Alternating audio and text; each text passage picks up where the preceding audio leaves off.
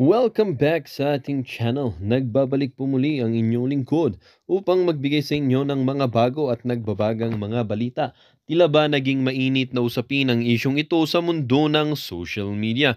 Ngunit bago tayo magsimula ay siguraduhin ikaw ay nakasubscribe muna sa ating channel, pindutin ang notification bell at piliin ang all upang laging maging updated sa ating mga balita. Heto na nga mga kaibigan. General Marbil at General Torre Diwata pinapasuko na ng Kamara dahil sa kanilang mga katiwaliang pinaggagawa sa ating bansa. Lalong-lalo na itong si General Torre Diwata na ito dahil umano sa kanyang pinaggawang walang or gumamit siya ng dahas na i-raid ang KOJC or ang simbahan na tinutukoy na ito ay ang simbahan ni Pastor Apollo Kibuloy upang huliin sana ang pastor ng KOJC or ng simbahang ito upang ikulong dahil sa kanyang mga kaso na kinakasangkutan na may human trafficking at syempre children abuse. Dito nga pero hindi naman kinakailangan na gumamit ng dahas or ng dahas itong si General Torre na ito dahil hindi naman po ang mga miyembro ang may kasalanan kundi naman po ang kanilang pastor. Sa kasamahang palad, meron pong nasaktan at meron din pong nasawi dahil sa raid na ito. Kaya dito nagagalit ang ating mga taong bayan pati na rin ang ating mga mambabatas. Kaya itong dalawang general na katiwalian na to or tiwaling general na mga ito ay pinapatawag na sa Kamara upang imbestigahan ang mga taong ito. Dito nga natin nakikita rin na hindi rin naman siguro sila ang pwedeng sisihin dahil hindi naman sila ang may kasalanan nito kundi ang kanilang intel sa administrasyon ni Presidente Kuting. Dito nga rin natin makikita na itong si Presidente Kuting ay wala talagang matinong gabinete. Well, para nga sa buong impormasyon ay panoorin na lamang ang buong video at kung bago ka pa lamang sa ating channel ay huwag kakalimutang mag-subscribe, pindutin ang notification bell at piliin ang all upang laging maging updated sa ating mga balita. At sa ating mga solid viewers naman natin dyan ay maraming salamat naman po sa patuloy na pagtangkilik sa ating channel. Tuloy-tuloy lang po ang laban para sa katotohanan at para na rin sa kinabukasan ng ating pinakamamahal na bansang Pilipinas.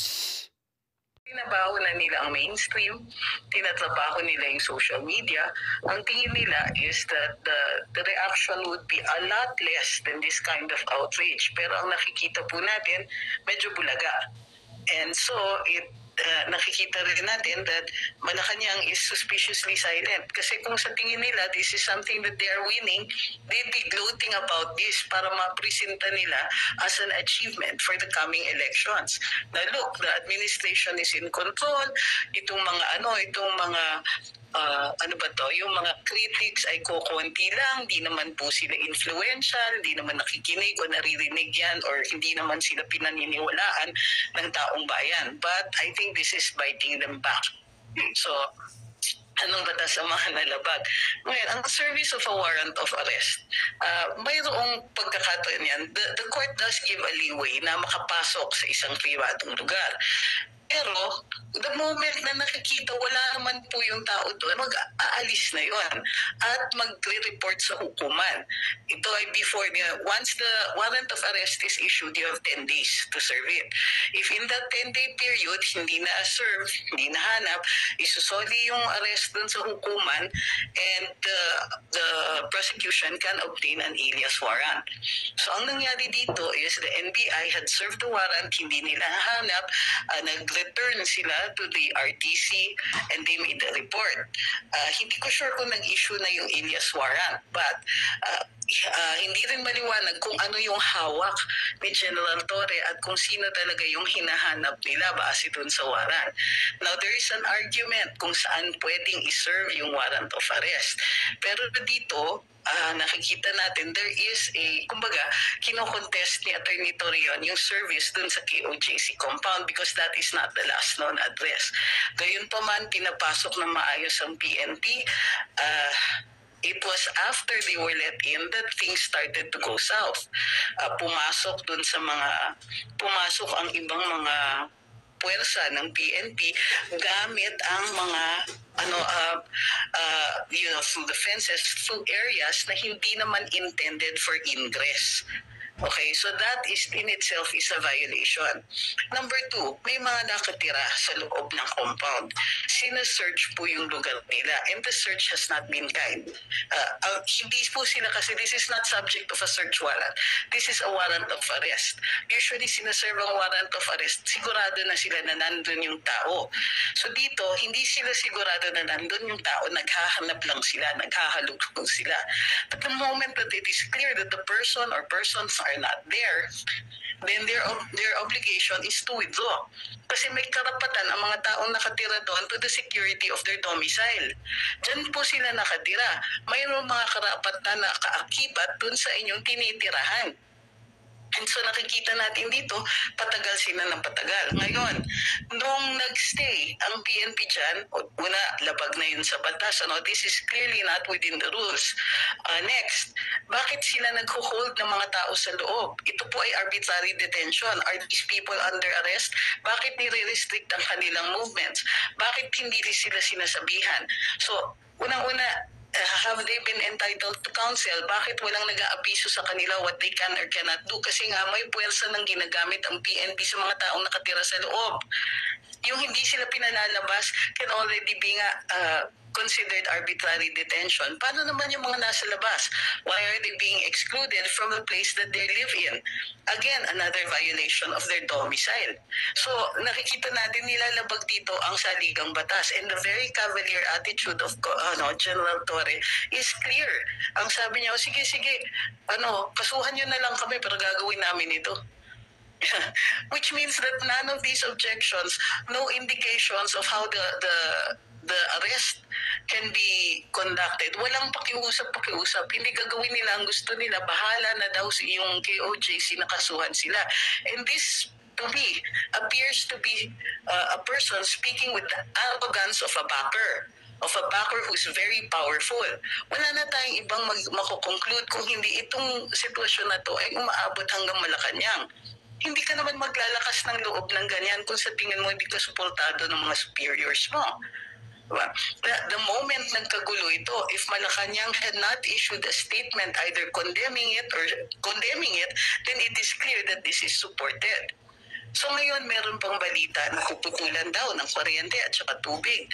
These people are not under siege. They have done nothing wrong. This is not Waco, Texas, and this is not the Branch Davidians. There has been no indication of violence. The people have been, yung mga tao na nakatira sa loob, sila po ang binalabog dito.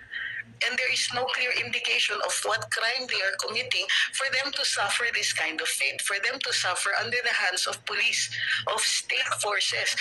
We're talking about law enforcers who are there supposedly to protect the people, but they are not doing that. So what is ano yung punto ng PNP dito? Are they there to sow fear? They're doing that, they're succeeding. Are they there to violate human rights? They have succeeded in spades. Lahat ng mga tao doon, nilalabag nila ng batas. Ano ngayon ang legal basis nila para sabihin na pwede nilang putulan ng kuryente at tubig ang mga tao sa loob? Sila ba yung electric company?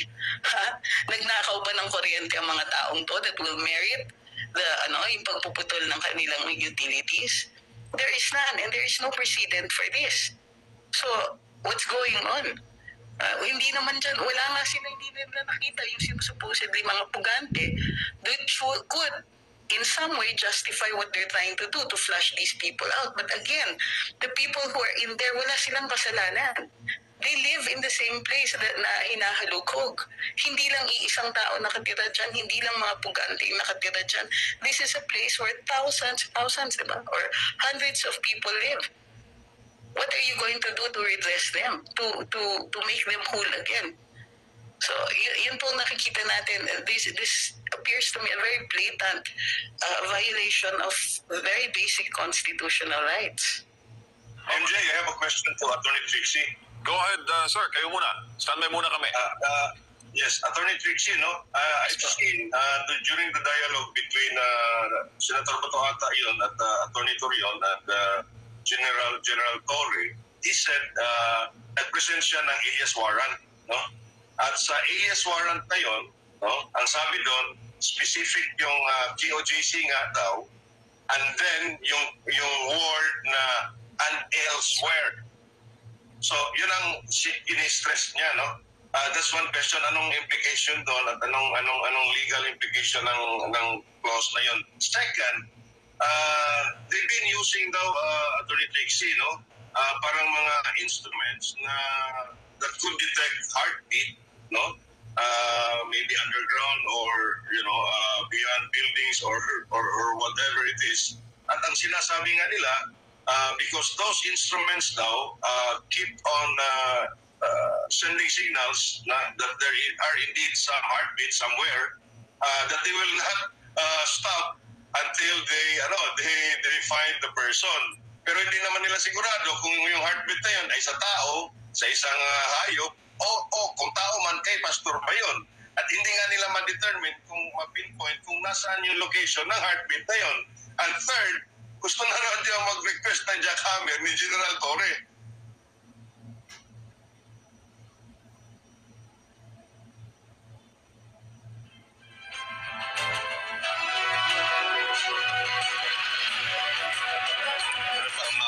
Yata sa signal o sa Zoom si Attorney Trixie. Maganda sana maganda sana yung punto mo, Sir EB, dun sa tatlong tanong mo, no? Kasi nga yun ang nakabalik na yata si Attorney. Nakabalik si Attorney. Yes. Nakamute po kayo, Attorney. Ayan po. Yes po. Pakiulit lang po yung katanungan. Una po, no, yung kaya nga daw authorized daw sila, sabi ni Torre, kasi alias warrant ka, specific yung area to search doon sa alias warrant or to serve, and then yun na nga, kasi nga may dagdag na elsewhere, yun ang sabi niya, no.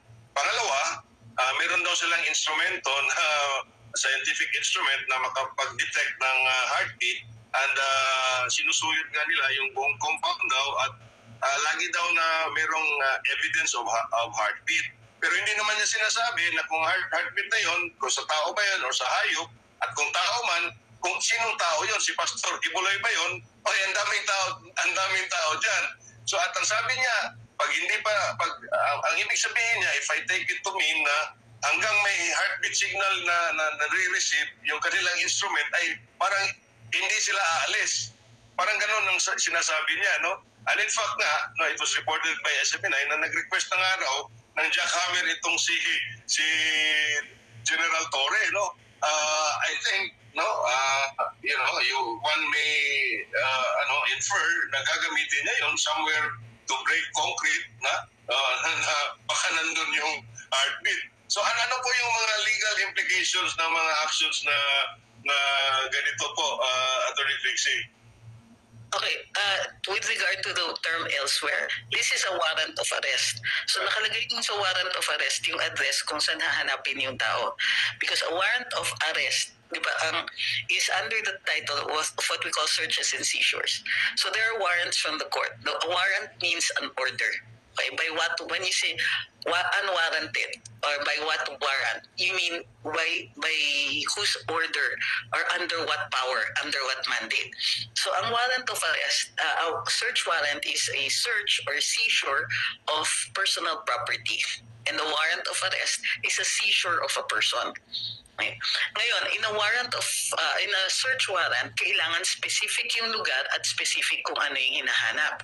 Pero sa warrant of arrest, because a person is mobile, normally yan, pinapayagan yan anytime, anywhere. Kung ma-inkwentro, halimbawa, ng pulis, itong isang taong to, nangyayari yan, halimbawa, yung may subject of a warrant of arrest, pumunta sa court on another hearing, nakita ng pulis, inaresto sila doon.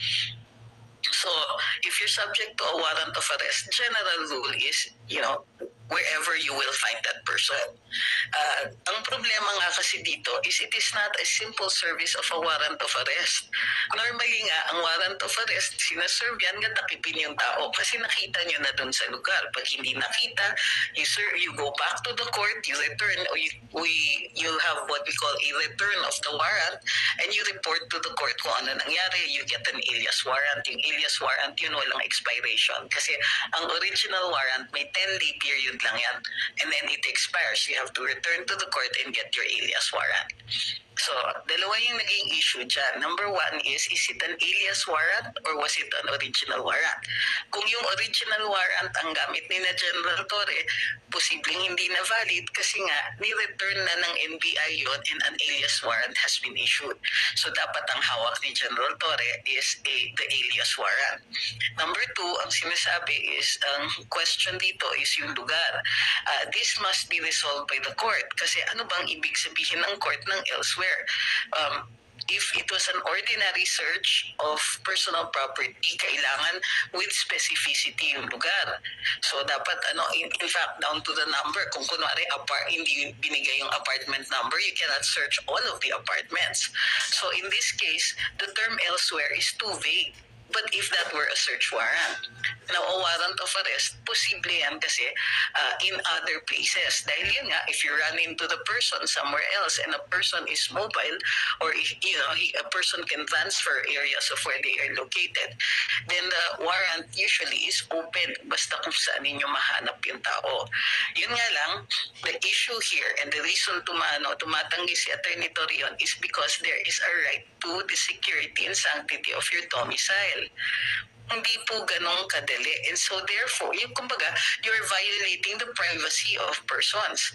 So the court will have to weigh ano yung mas matimbang dyan. Yung pag-violate ng domicile o yung pag-serve ng warrant na wala namang kasiguruhan kung andun yung tao at hindi po specifically nakalagay yung lugar na yon. So this is a matter, tama naman din yung sinasabi ni General Torre na kasuhan nyo na lang kami, which means that this is a case to be brought, it is a controversy to be brought before the court. However, what remains is the right of the people within that domicile. Hindi na pinag-uusapan dito yung karapatan ng tao na subject ng search warrant or ng warrant of arrest, kundi yung mga taong binubulabog ninyo dun sa loob. So again, it goes back, since hindi naman maliwanag yung pag-enforce ng warrant, at least man lang dapat nire-respeto yung karapatan ng mga tao dun sa loob. How long will that warrant be? How long ba ang service of warrant? Ngayon na nga ako nakakita na more than 24 hours nagsaserve pa rin sila ng arrest warrant. 48 hours na daw. I am sorry, attorney. Diba, in this case, I mean, there's a standard that we usually use into areas kung saan merong nagsaserve ng warrants or nagsumusunod ng orders of the court. And the standard is reasonableness. Reasonable po ba to? May basihan po ba sila dito? Now, meron pa silang sinasabi nga na may gigibain sila. Okay, sige, maggiba sila. But after maggiba sila, who will be accountable for the damage? Kung walang mahanap, pananagutan ba nila yung pagsisira nila? Pananagutan ba nila yung gulo na inimpose nila? What about the effect of the people? What about the people whose domicile, who live in these places? Sino po ang mananagot sa danyo sa kanila? So I think that the PNP should keep this in mind, at particularly si General Torre. It's unusual.